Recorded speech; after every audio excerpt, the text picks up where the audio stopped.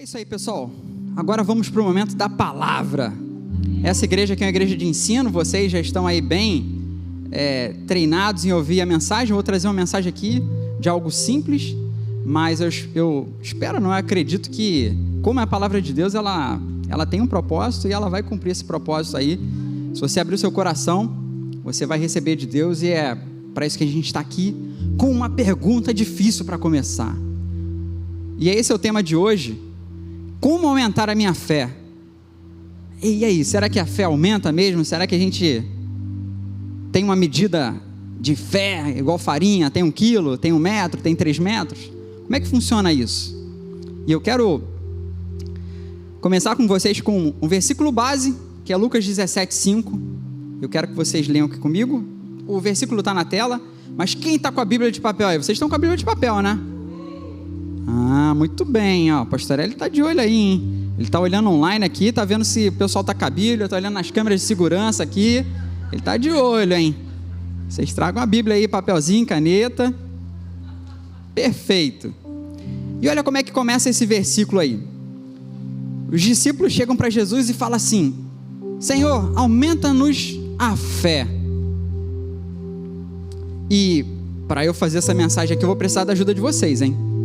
Vamos lá, agora que é estilo escola bíblica, eu vou entrar aqui com um quiz para vocês, ao vivo, em tempo real, que o quiz vai ajudar a gente a direcionar essa mensagem, é uma mensagem interativa. Vamos lá, você vai entrar aí no seu navegador aí, e vai digitar esse nomezinho em branco ali, ó, mente.com, e você vai colocar esse código aí embaixo. Vamos lá agora, você que também está online, aproveita, acessa aí no seu navegador, mente.com, e eu quero que vocês votem agora aí. Tem uma pergunta aí, que essa pergunta vai definir o rumo da mensagem. Quero que vocês respondam agora. Vamos lá, pega o celular aí rapidinho, vamos lá, eu preciso de interação de vocês. Digita no navegador aí, mente.com, dá um enter, vai abrir uma paginazinha que vai pedir um código. Você coloca esse código aí e começa a responder, que eu estou vendo aqui em tempo real as respostas de vocês. Vamos lá, deixa ainda aí, Jairo. Beleza? Pegou o celular? Acessou? Vamos lá, eu quero ver a votação aqui. Eu quero ver pelo menos aqui algumas votações. Vamos lá, já entrou mais um aqui. Opa, vamos lá. Vamos começar a votar aí. Vamos ir, a votação que está crescendo. Vamos lá. Acessa aí mente.com, depois coloca o código e coloca aí. Vamos lá, vai votando. Bota a musiquinha, bota aquela musiquinha, ô Jairo. Aquela musiquinha para poder dar um clima rapidinho. Vamos lá, só para dar uma animada aí, porque tá chegando pouca votação, eu preciso de mais. Vamos lá. O código está na tela. Ei, foi mal, é só a música, só, Jairo. Ah, tem que sair, beleza. Sai e volta lá. Volta lá. Quem está acompanhando online já está aí, ó. O código na tela, aproveita. Beleza, volta lá, Jairão. Só para os últimos aqui. Só mais um minutinho. Isso vai ser importante aqui, ó. O pessoal está votando. Beleza, vai lá. O último aí, ó. O código 58492552. Legal. Já tô vendo que a mensagem vai ser pro rumo legal que a gente tá querendo aqui. Muito bom. Ó, a gente já tá com 55 votos, hein? 62 votos. Vamos lá, tá crescendo. 65. A galera tá votando. 66, 68, 70. Quem dá mais? 71. Vamos lá. 73. Vocês estão votando ainda? Todo mundo já votou aí? Eu acho que a gente já tem número suficiente aqui. Legal. Jairo, troca a tela aí pra gente, rapidinho. Pra vocês verem aqui, ó. Beleza, pode até parar a música aí. Dá uma atualizada na tela, ô Jairo, que vai atualizar o resultado aí. Olha só, hein, galera. Olha como é que ficou essa votação aí. Refresh, calma que o computador está carregando. Eu vou falando aqui para vocês, ó. Vamos lá. Atualizou, olha lá. Em vermelho ali, ó.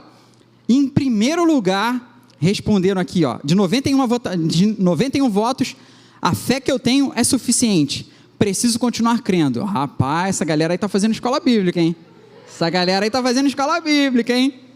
Mas a gente teve aqui, ó, 26% que optou pela B. Eu gostaria muito que a minha fé aumentasse. Legal, conecta nessa mensagem aqui que ela vai te ajudar. A primeira ali, 12% falou que todas as respostas estão corretas. Fica aqui também na mensagem. Vocês que responderam a C também fiquem. E 6% falaram aqui que eu acho que nunca tenho fé suficiente. Fica aqui também nessa mensagem, que a gente vai tirar essas dúvidas e você vai sair daqui com uma certeza fortalecida na palavra de Deus. Beleza, bom demais, Jairo, obrigado, tá? Ó, essa votação foi boa, quase 100 votos aqui, e já deu para entender um pouquinho como é que a audiência tá. Então, vai ser bom da gente continuar na nossa mensagem aqui. Perfeito. Vamos ao texto completo aí, não o texto completo, mas esses 2 versículos ali, Lucas 17, 5 e 6, você pode abrir também na sua Bíblia de papel aí, mas eu coloquei ali na Nova Tradução da Linguagem de hoje, que diz o seguinte. Rogério, pode abaixar só um pouquinho o teclado para aqui, tá? Por favor. Então, os apóstolos pediram ao Senhor: aumente a nossa fé. E aí ele respondeu, o próprio Jesus: se a fé que vocês têm fosse do tamanho de uma semente de mostarda, vocês poderiam dizer a esta figueira brava: arranque-se pelas raízes e vá plantar-se no mar, e ela obedeceria. Esse aqui era um momento perfeito, né? Para Jesus dar o pulo do gato para os discípulos. Aumenta a nossa fé, Senhor. Como é que a gente faz isso? E olha só que interessante. Olha o tamanho que é uma semente de mostarda. É muito pequena. E o que é mais interessante aqui é que Jesus, ele logo de primeira tira completamente o foco em relação a tamanho. Porque se tivesse relação com o tamanho, era hora de Jesus falar: não, para vocês aumentarem a fé, tranquilo. Vocês têm que ler o livro que eu li, vocês têm que fazer o curso que eu fiz. Jesus não falou isso. Ele já colocou assim, ó: se vocês tivessem fé como um grão de mostarda, ou seja, já tem algo dentro ali. Se vocês, volta ali no texto aqui, ó: se a fé que vocês têm, então Jesus já declara ali que tem algo dentro deles, fosse do tamanho de uma semente de mostarda, e a gente viu que é pequeno. Algumas pessoas falam assim: Jesus, não sabia das coisas, aí porque essa não é a menor das sementes. Tem algumas pessoas que falam de tamanho de semente, mas para os judeus, essa é a semente que fazia todo sentido, era a menor semente que eles conheciam. Então, Jesus, ele criou tudo aqui, criou tudo que tem no céu, na terra, então ele sabe de todos os tamanhos aí, mas aqui, é só essa relação que o tamanho aqui não importa. E Jesus, ele percebeu o desejo dos discípulos, só que entregou para os discípulos o que eles estavam precisando. Ele não entregou o que eles queriam uma resposta direta, mas Jesus já colocou ali, o tamanho não importa aqui, eu quero que vocês coloquem em prática o que já tem dentro de vocês. E aí, nessa introdução, eu já queria mostrar para vocês que essa questão de tamanho é relevante, não tem a importância que às vezes a gente pensa que tem. E você pode estar se perguntando também assim: mas tem outros trechos que Jesus fala que fulano teve grande fé, e tudo mais. Isso a gente deixa para um outro dia. Vamos continuar aqui no caminho aqui, no trecho que eu preparei para vocês, que vocês vão perceber que o tamanho de fé, cara, é totalmente irrelevante. O que importa é justamente o que vocês estão fazendo com o que está depositado em vocês. É isso que Jesus queria trazer para ele. O que vocês estão fazendo com o que está depositado em vocês? Porque olha só, se a fé que vocês têm fosse do tamanho de uma semente de mostarda, vocês poderiam dizer a esta figueira brava: arranque-se pelas raízes e vá se plantar ao mar, e ela obedeceria. É algo completamente lógico. Como é que eu vou pedir para uma figueira pular, sair andando? Fiquei imaginando a figueira andando, cara, pezinho lá, as raizinhas correndo, para chegar e se lançar no mar, e se plantar no mar, né? É mais difícil ainda. É muito louco, porque Jesus queria trazer eles para assim: cara, a fé, o poder da fé, não cabe na lógica de vocês. É algo completamente irracional mesmo, algo que não faz sentido na cabeça. Você precisa acreditar no coração. E para a gente entender melhor, eu separei 5 pontos aqui, que nesses 5 pontos vocês vão completar a fórmula da promessa realizada.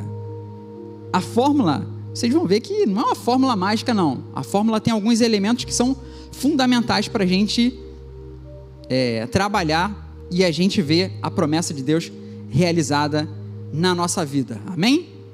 E eu quero relembrar com vocês o primeiro ponto: o que é fé.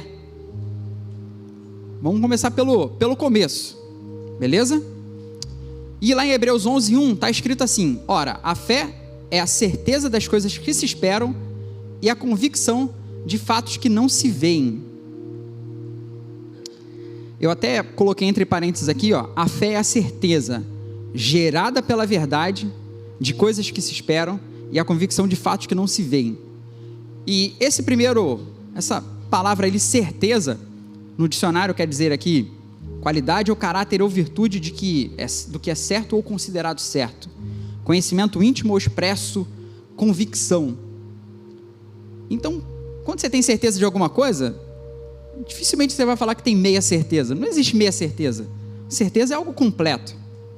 E aí, olha só o que aconteceu com o nosso amigo apóstolo Pedrão. Cara, ele andou sobre as águas, né? Mas por que Pedro afundou? Será que ele não tinha fé suficiente? A fé dele não era grande o suficiente? Ou ele desligou o switch da fé quando ele desligou o disjuntor da fé, quando ele olhou ao redor e falou assim: poxa, tem muita onda aqui, esse negócio aqui, rapaz, acho que eu vou afundar. Não deu outra, com certeza. Por quê? Ele agiu com base numa palavra que Jesus disse para ele: vem. É como uma promessa, ou como algo que ele possa ter certeza ali, e ele foi. E ele não estava andando sobre água? Se ele não tivesse desligado essa certeza, você acha que ele continuaria andando na água? Então, não importa o tamanho da fé, porque para andar na água, eu nunca vi ninguém andar. E não, ele ainda gerou um problema maior para Jesus, porque Jesus ainda teve que levantar ele ainda na água, né? Não tinha chão ali, né? Ainda gerou um trabalho maior para Jesus ali. Jesus ainda teve que segurar ele, levantar e trazer para o barco. E aí, quando a gente olha aqui em Hebreus 11, é muito interessante que Hebreus 11 aqui a gente vê os heróis da fé. Todos eles alcançaram a promessa todos eles alcançaram a promessa por meio da fé. E aí é por isso que eu compartilho com vocês que a fé na palavra de Deus não pode ser entendida ou considerada apenas como um conceito. Ela precisa ser uma experiência a ser vivida, porque se você não vive essa certeza, você não está vivendo com base nas promessas, com base no que Deus colocou através da palavra dele no teu coração, sonhos, projetos. Então não leva a fé como somente um conceito, como a fé é algo que, poxa, é legal. Não, a fé não é legal. A fé, vocês vão ver aqui que é uma ferramenta incrível para a nossa vida e para nós nos relacionarmos com Deus. E já sabendo o que é fé, vamos para o segundo ponto. Como é que a fé vem? Como ter fé em Deus? Vocês também que estavam aí se perguntando como é que a gente aumenta a nossa fé, como é que a gente tem fé em Deus. Eu vou lá para Romanos 10:17, pode abrir em Romanos 10:17, está compartilhado ali também, mas é legal para você também marcar esse verso. É um verso que é muito significante para nós. Toda a palavra de Deus é significante para nós, mas esse verso é muito especial, porque está escrito assim, e assim a fé vem pelo ouvir, e o ouvir pela palavra de Cristo. A fé vem pelo ouvir, a fé vem pelo ouvir, a fé vem pelo ouvir. É muito parecido com o nosso processo de alimentação. Você se alimenta hoje, mas tem que continuar se alimentando. A fé, ela não é estática, a fé, ela é fluida, ela é contínua. Você já reparou um rio, como é que funciona? O rio está ali passando, o quê? Continuamente, né? Ele não para, o rio está contínuo, tem uma fonte que está ali jorrando e vai a água passando ali constantemente. E tem pedrinhas ali no meio ali, coisas do tipo que retém algumas coisas, né? Do rio, da água ali, coisas que às vezes a gente nem vê, mas vai se formando ali lodo, vai se formando ali algumas coisas ali, sais, e vai formando ali pedras, ali vai criando uma capa na pedra, sei lá, coisas do tipo. Então olha só que interessante, a fé vem pelo ouvir, é algo contínuo, não é algo estático, mas eu também queria trazer esse pontinho aqui, reter, né, sobre a fé vem pelo ouvir, e ouvir pela palavra de Cristo. Como é um ato contínuo, e você praticar isso, você vai acabar retendo a palavra de Deus. E teve um período que eu estava lendo Gênesis, lá, o trecho que Isaac, ele está querendo ir para uma terra diferente, e aí Deus fala para ele, não vai para essa terra não, segura aí que você vai para a terra que eu vou te mandar. E aí beleza, então Isaac não foi para onde ele queria, foi para onde Deus direcionou ele. E aí tem escrito ali que Isaac chegou naquela terra que Deus direcionou ele, e ele plantou, e ele colheu a 100 por 1. Cara, eu falei assim, Senhor, eu também quero uma terra dessa, eu quero um negócio desse que dá 100 por 1. E eu fiz essa pergunta para Deus e ficou ali. Depois de um tempo, eu estava lendo a parábola do semeador, e já no finalzinho ali, Jesus ele fala qual é a terra fértil. A terra fértil é a que ouve e retém a palavra de Deus. Essa frutifica a 30, a 60 e a 100 por 1. Na mesma hora veio aquela frasezinha assim, a terra mais fértil do mundo é o coração do homem que corresponde a Deus. E a minha pergunta estava respondida, porque eu estava perguntando assim, poxa, que terra fértil é essa? Mas olha só, Isaac estava num lugar que não tinha como dar algo muito bom, mas ele estava sobre uma promessa, ele estava sobre uma direção de Deus, e ele obedeceu a Deus, e ele teve o retorno daquela promessa. E aí quando eu li isso na parábola do semeador, isso me marcou muito, porque quem ouve retém. Então a fé, ela vem por ouvir, é um processo contínuo. Conforme você ouve, conforme você fortalece, isso ali vai trabalhando no teu interior, e daqui a pouco você vai colher os frutos dessa retenção da palavra. Por quê? Cara, o que você está cheio no coração, você vai começar a verbalizar, você vai começar a declarar, você vai começar a dar ordem aos anjos que estão ao teu serviço, para as situações ali acontecerem, algo destravar no campo jurídico, ou no campo de trabalho, ou alguma situação que está te apertando. A fé você começa a colocar para fora. Se teu coração está cheio, é impossível você não verbalizar, não declarar a palavra. E aí você começa a ver o poder de Deus agir na sua vida. E eu também separei sobre como ter fé em Deus um segundo trecho que está lá em Romanos 12, 3, que diz o seguinte, acompanha na Bíblia de papel, pode ir abrindo aí também para vocês anotarem, eu vou lendo aqui. E está escrito assim, porque pela graça que me foi dada, digo a cada um de vocês que não pensem de si mesmo além do que convém. Pelo contrário, pense com moderação, segundo o quê? A medida de fé. A medida de fé? Não, tem um detalhe aí. É a medida da fé. Porque a medida de farinha, uma medida de alguma coisa, você pode medir. Mas a medida da fé é algo completo. A medida da fé que Deus repartiu a cada um. Então quando Jesus fala, se a fé que vocês têm fosse do tamanho de um grão de mostarda, fosse como um grão de mostarda, vocês iriam a essa amoreira aqui brava, vai de um lugar para o outro, sai daqui, vai para o mar e seja plantada lá. Então isso é interessante, que todo mundo tem uma medida da fé que Deus colocou no coração de vocês. E aí eu refaço essa pergunta, o que vocês têm feito com essa medida da fé que Deus colocou no coração de vocês? E a gente começa a entender que o tamanho realmente não é relevante aqui, mas o quanto a gente segura, retém essa palavra. Então, com esses dois primeiros pontos aqui, eu também coloco esse trecho aí, a nossa fé é construída com base na palavra de Deus. Isso não tem dúvida, a gente não tem dúvida disso, que a nossa fé realmente é construída com base na palavra de Deus, e a gente aí começa a construir a nossa fórmula da promessa realizada, que tem a nossa primeira peça ali, que é P. P é a promessa, tá dando para vocês enxergarem, não tá? Beleza. Mais C, mais crença, mais a nossa parte ali, a nossa parte é isso aqui, é entender qual a promessa de Deus e acreditar nela. Essa é a primeira parte. Isso aí depende da gente. Isso aqui depende de Deus, galera? Depende de Deus isso aqui? A gente descobrir as promessas que estão na palavra de Deus e crer nelas? Isso depende de Deus? Não, né? Muito bom, muito bom. Então vamos aqui para o terceiro ponto. Se eu já sei o que é fé, se eu já sei como é que a fé vem, para que serve então a fé? E aí, vamos lá para Hebreus 11, 27. É muito interessante que o autor de Hebreus, ele tem vários versículos aqui que são muito poderosas aqui a respeito desse assunto fé. E olha só, está escrito assim, que lá em Hebreus 11, 27, que pela fé Moisés abandonou o Egito, não ficando amedrontado com a ira do rei, pois permaneceu firme como quem vê aquele que é o quê?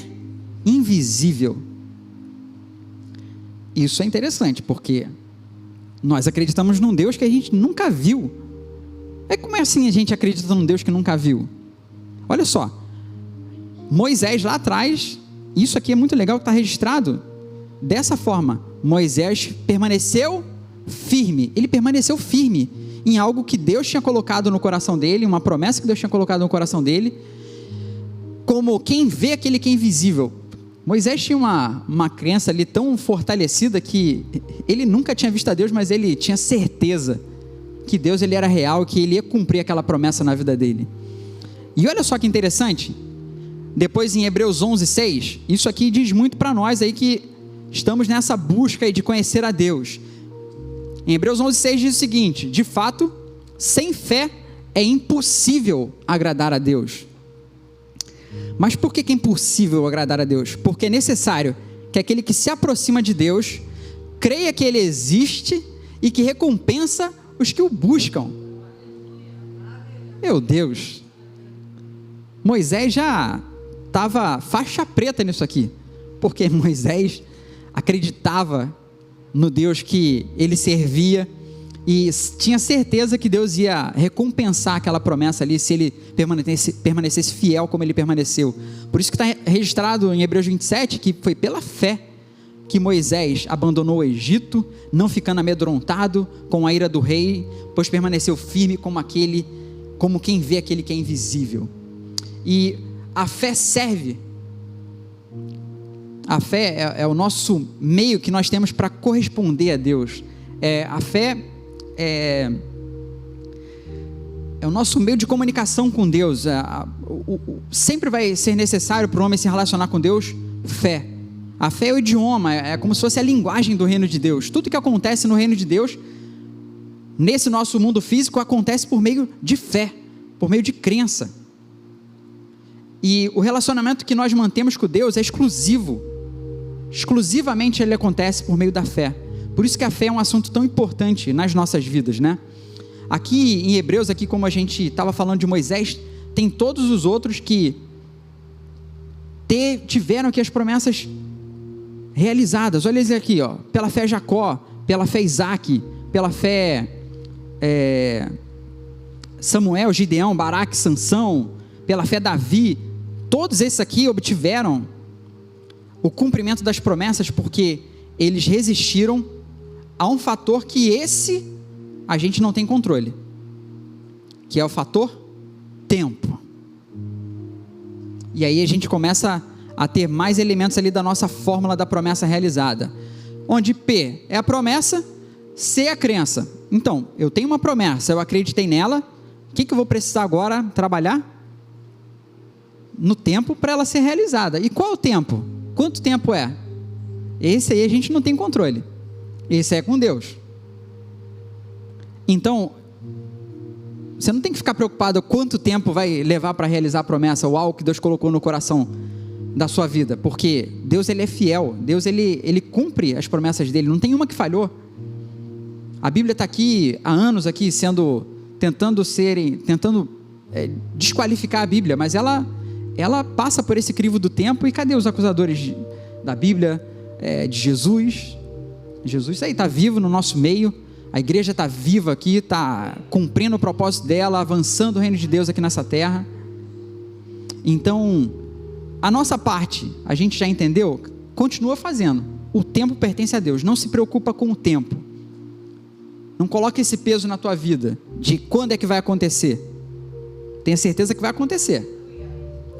E aí, vamos aqui para um ponto interessante aqui. Como então resistir ao tempo?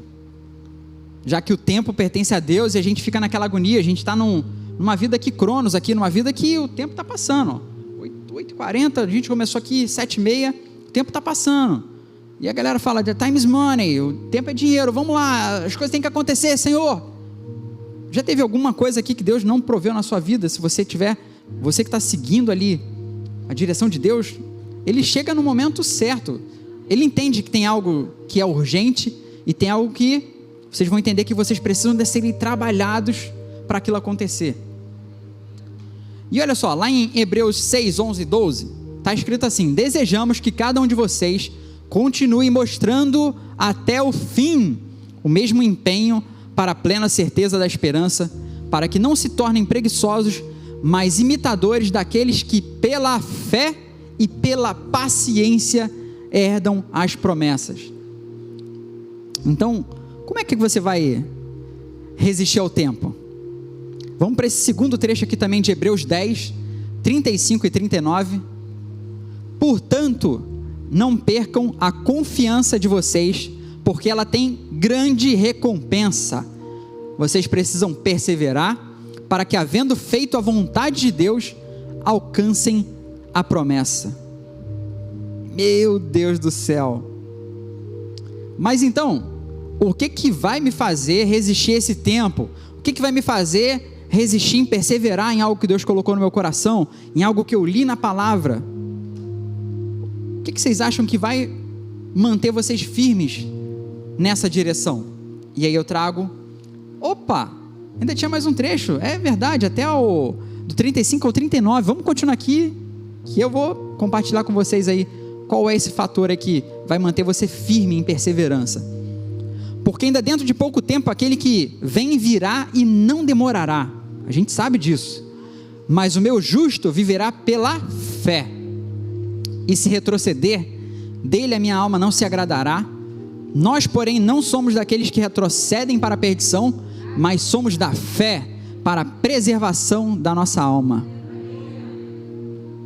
E aí a pergunta de ouro não é como aumentar a minha fé, mas como manter a minha fé, a minha crença até o final.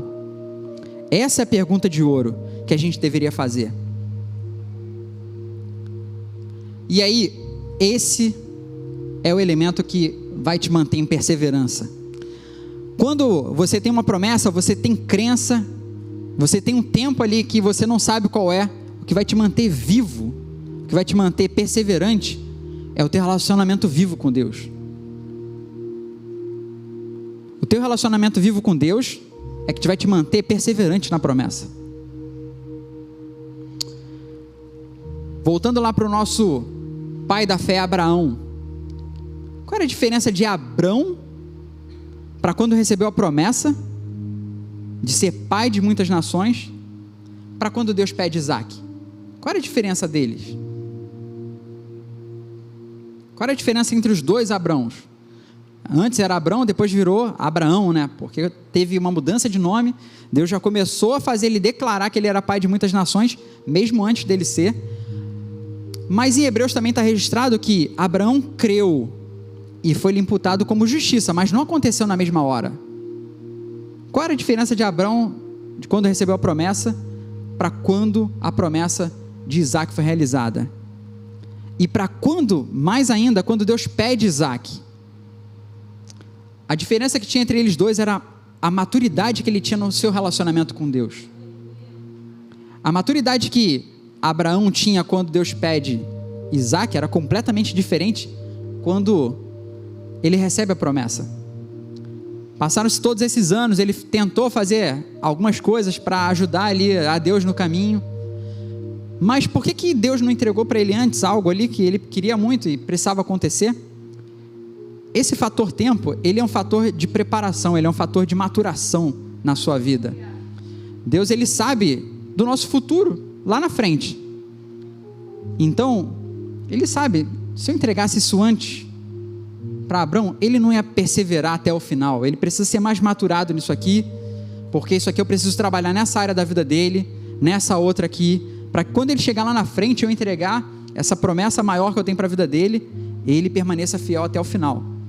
Então, o que vai manter é o relacionamento vivo com Deus. E é muito interessante que, quando nós temos esses elementos aí, nós temos a promessa realizada. Se você resiste ao fator tempo, você vai ter a promessa realizada.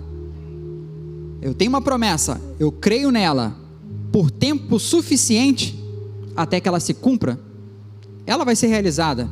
E como é que você vai manter isso? Um relacionamento vivo com Deus. E o que é interessante, que o relacionamento vivo com Deus te leva à maturidade. E aí que as coisas começam a ficar boas. Aí é que as coisas começam a ficar muito boas.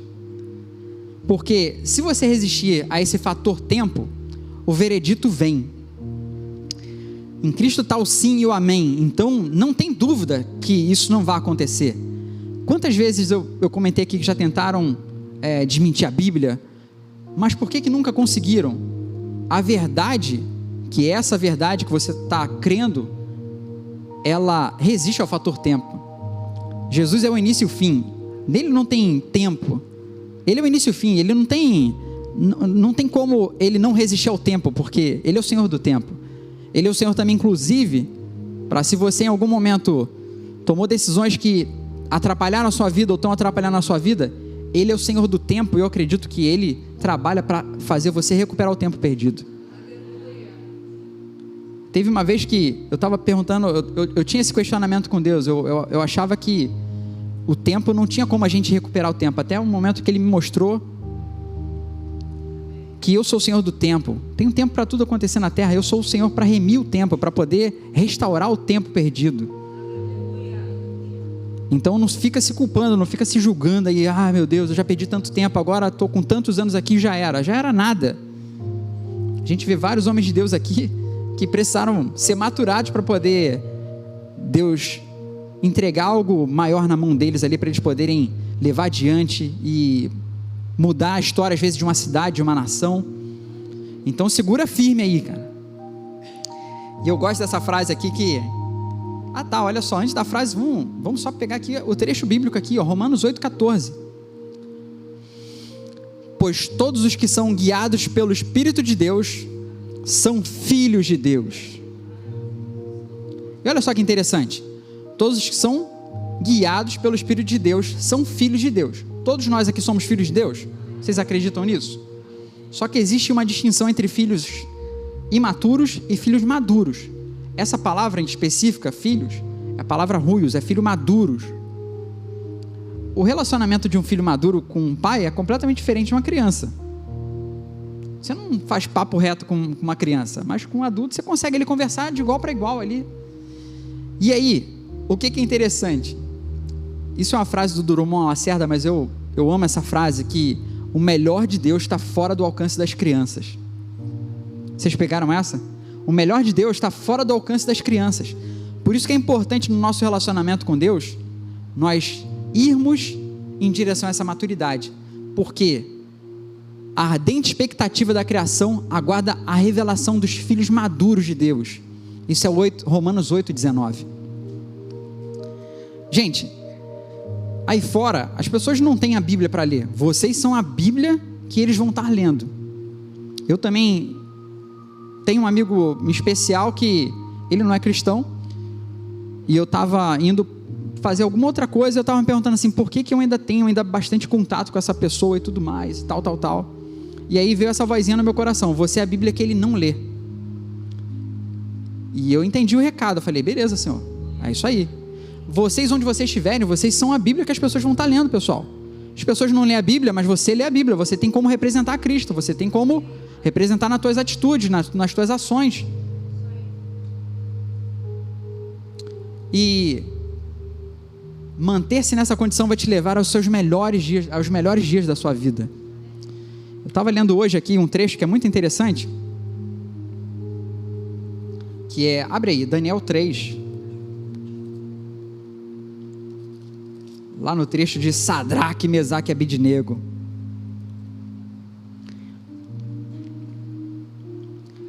Eu vou ler alguns versos aqui e você acompanha aí. Daniel 3, lá no versículo 14, lá no meio está escrito assim, isso é Nabucodonosor falando lá para os jovens, né?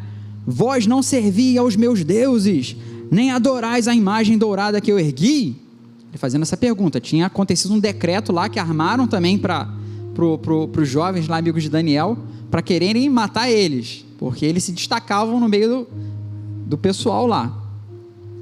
E aí no meio do versículo 15 está escrito assim, e vós prostardes e adorardes a imagem que eu fiz, bem, mas se vós não adorardes, sereis lançados na mesma hora no meio de uma fornalha de fogo ardente.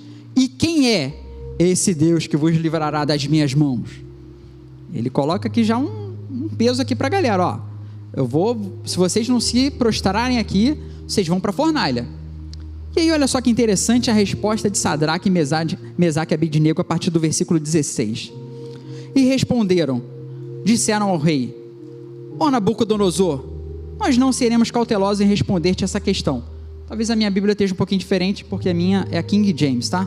Mas vocês lendo a sua versão, vão ser bem próximas aqui. Voltando aqui para o versículo 16, Daniel 3. Ó Nabucodonosor, nós não somos cautelosos em responder-te essa questão. Se assim for, nosso Deus, a quem servimos, é capaz de nos livrar da fornalha de fogo ardente. E Ele há de nos livrar da tua mão, ó rei. Mas se não for, que saibas tu, ó rei, que nós não serviremos aos teus deuses, nem adoraremos a imagem dourada que tu erguestes. Que ousadia desses garotos, hein? Por que eles fizeram isso? Por que eles fizeram isso? Por que eles não obedeceram uma ordem de Deus? Ou uma ordem de Nabucodonosor? Eles tinham certeza em quê? Quem é que dá a cara a tapa assim? Não, pode me matar aí que tá tranquilo, tá tranquilo. Quem é que dá a cara a tapa assim? Eles criam em Deus, mas criam em quê? Tinha que ter alguma coisa para eles poderem usar como certeza. Mas fé em quê? Qual promessa? Vamos voltar lá em Deuteronômio 5. Não vou nem abrir aqui, mas para a gente poder seguir aqui no fluxo. Deuteronômio 5. São os mandamentos que Deus entrega para o povo judeu. E um deles lá, não, tem que abrir. Não tem como não. Vamos lá, Deuteronômio 5. Olha que interessante. Deuteronômio 5, a partir do versículo 6. Eu sou o Senhor teu Deus, que te tirou da terra do Egito e da casa de servidão. Não terás outros deuses diante de mim. Não farás para ti nenhuma imagem de escultura, nem coisa alguma semelhante, que é acima do céu ou embaixo da terra, nas águas ou debaixo da terra. Não te prostrarás diante deles, nem os servirá, porque eu sou o Senhor teu Deus, sou Deus ciumento, que visito a iniquidade dos pais sobre os filhos até a terceira, quarta geração dos que me odeiam. Mas por que eles tiveram tanta ousadia de não seguir ali a orientação do rei? Eles tinham certeza, eles tinham crença completa nessa palavra aqui, nesse mandamento que Deus tinha colocado para eles. Mas aí eu faço uma pergunta: poxa, mas beleza, vamos dizer que eu me converti, li essa palavra aqui hoje aqui. Você daria a sua vida por algo que você leu hoje, que você conheceu hoje? Vamos melhorar a pergunta. Dificilmente aqui alguém daria a vida por alguém que acabou de conhecer. Concorda comigo? Mas e pela sua esposa, pelo seu filho, pelo seu marido? Você daria a sua vida? O que eu vejo nesses garotos aqui é que eles estavam certos de dar a vida porque eles tinham um relacionamento vivo com Deus. Eles tinham um relacionamento maduro com Deus a ponto de abrir mão da vida. Eu sei que Deus é poderoso porque eu já vi tanta coisa acontecer, mas se Ele também não fizer, está tudo certo. Mas nós não vamos nos prostrar e adorar esses deuses aí. Por quê? Eles amavam a Deus, eles amavam a palavra.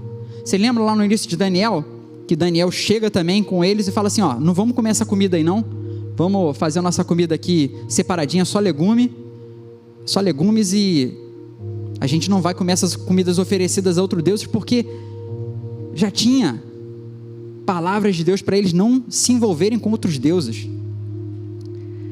Então, nesse relacionamento vivo com Deus, vocês podem chegar ao ponto de dar a vida de vocês por Cristo, porque morrer é lucro.